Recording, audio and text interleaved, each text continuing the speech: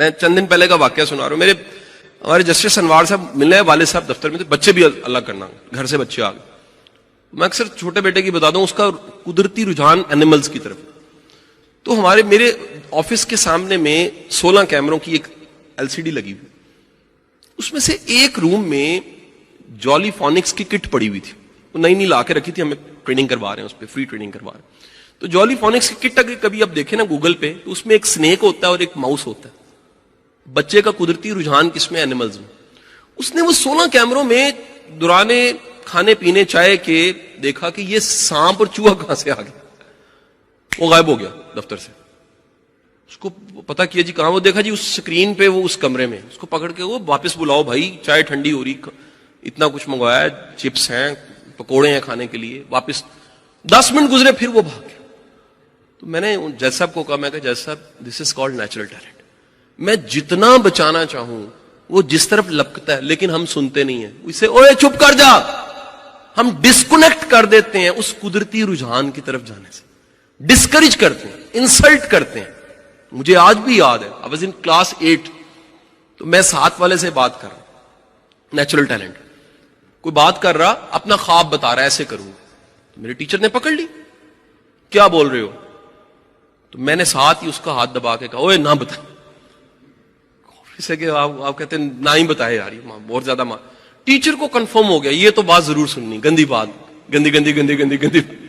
Teacher نے 2 اس کو لگائی, 2 مجھے لگے. بتاؤ. 7 والا بول پڑا, اس نے کہا یہ کہہ رہا ہے میں بڑے ہو کے کتابیں لکھوں گا. آپ جانتے ہیں پھر اس کے بعد کیا ہوں؟ پہلے 2 پڑھی تھی, پھر 10 پڑھی. تو نے شکل دیکھی کتابیں لکھے گا. آج اللہ کا شکر ہے 10-11 ہو گئی ہیں. لیکن ایک بات بتاؤں آپ کو,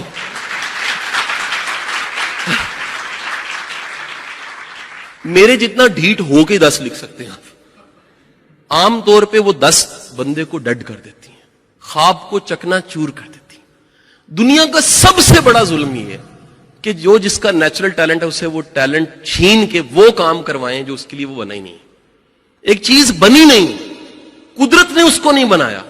اچھا باقی سکلز ہیں, میں اس طرح بعد میں آؤں گا. ہم لوگوں کی ٹریجڈی یہ ہے, ہم نہیں دیکھتے کہ جو چیز قدرت نے ہم میں شوق نہیں رکھا, قدرت نے ہم میں پیاس نہیں رکھی, قدرت نے ہم میں وہ انرجی نہیں رکھی سیکھنے کی, ہم وہ چپ کر کے بھیڑ چال میں سیکھتے سیکھتے ڈگری لے کے فیلڈ میں جا کے فرسٹریشن کے ساتھ پوری لائف گزارتے ہیں. ساری زندگی انجوائے کرنا ہے, اس کا بہترین طریقہ ہے وہ کام کرو جو پسند ہے, وہ کام کرو جس میں دل لگتا ہے, وہ کام کرو. پیسے تھوڑے کما, میں آپ کو بتاؤں پیسہ ایک رزق بڑی عجیب چیز ہے. ہم سمجھتے ہیں بڑا پڑھیں گے تو کمائیں گے. اس ملک میں جو بڑا بڑا کما رہے ہیں وہ پڑھے لکھے نہیں ہیں. جس بھی چیز کے لیے بنے ہوتے ہیں یہ یاد رکھیے گا, اللہ بڑا مہربان. اللہ آپ کو اشارے دینے لگ پڑتا ہے. ایسے لوگ ملیں گے آپ حیران ہوں گے یہ بندہ مجھے کیوں ملا ہے. اس بندے کی کمپنی میں آپ کو لگے گا مجھے کچھ کرنا چاہیے. ایسا لیکچر مل جائے گا, ایسی ویڈیو مل جائے گی, ایسی کتاب مل جائے گی, ایسا واقعہ ہو جائے گا, ایک ایسا ایونٹ ہوگا, آپ حیران ہوں گے کہ یہ میں کہاں پہنچ گیا, یہ ایونٹ میرے ساتھ کیوں ہے. آپ تھوڑا سا سمجھیں گے تو آپ کو پتہ لگے گا اومنز ہیں, اشارے ہیں.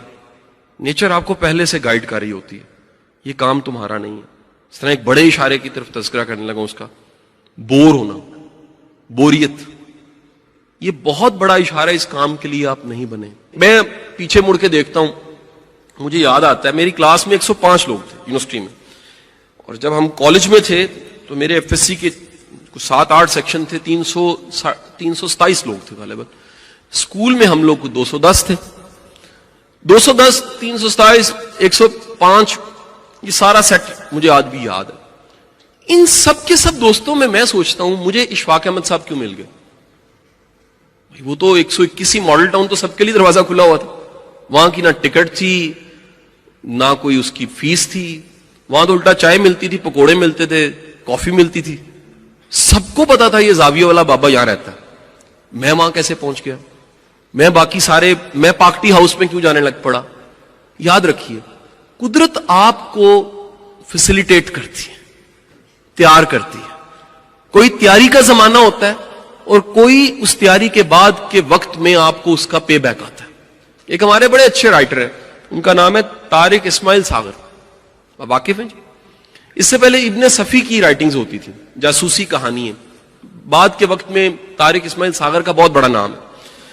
طارق اسماعیل ساگر صاحب سے میری بڑی اچھی دوستی ہے. میں نے ایک دن کہا کہ آج کیا کر رہے ہیں, تو وہ کہتے ہیں یار میں انٹیلیجنس پڑھا رہا ہوں کسی ادارے میں. میں کہا سر وہ کیسے پڑھا رہے ہیں؟ کہتے ہیں یار اللہ کی شان دیکھ, قدرت کسی وقت میں تیاری کروا کے کیسے کسی وقت میں رزق دیتی. میں کہا کیسے؟ یہ ان کی آٹو بایوگرافی میں لکھا, واقعہ اس لیے سنا رہا ہوں, کوئی ایسا واقعہ نہیں ہے جو پرائیویٹ پرسنل ہے, ان کی آٹو بایوگرافی میں لکھا ہوا. وہ کہتے ہیں میں اسپائر تھا, جاسوس تھا, 1977 میں مجھے جیل ہو گئی انڈیا. 3 سال میں جیل میں رہا, جیل سے بھاگا. کہتے وہ 3 سال کا جو میرا مشاہدہ تھا, قدرت مجھے وہاں تیار کروا رہی تھی, آج وہ میرا رزق ہے. کہیں تیاری ہوتی ہے اور کہیں وہ رزق میں کنورٹ ہو جاتا ہے. آپ کی زندگی کا ایک واقعہ بھی بے معنی نہیں ہے. سیلف ڈسکوری کے لیے سب سے ضروری چیز آپ کو بتا رہا ہوں, لنکنگ ڈاٹ تھیوری سمجھے.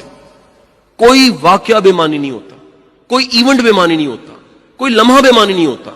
جو بندہ اپنی زندگی کے واقعات کو ڈی کوڈ نہیں کر سکتا, جو اپنی لائف کو ایکسپلین نہیں کر سکتا, میں یہاں کیوں پہنچ گیا, ایک خاص ٹائم پہ مجھے کراچی کو آنا پڑ گیا, مجھے یہ لوگ کیوں مل گئے, مجھے سازگار حالات کیسے دے دیے.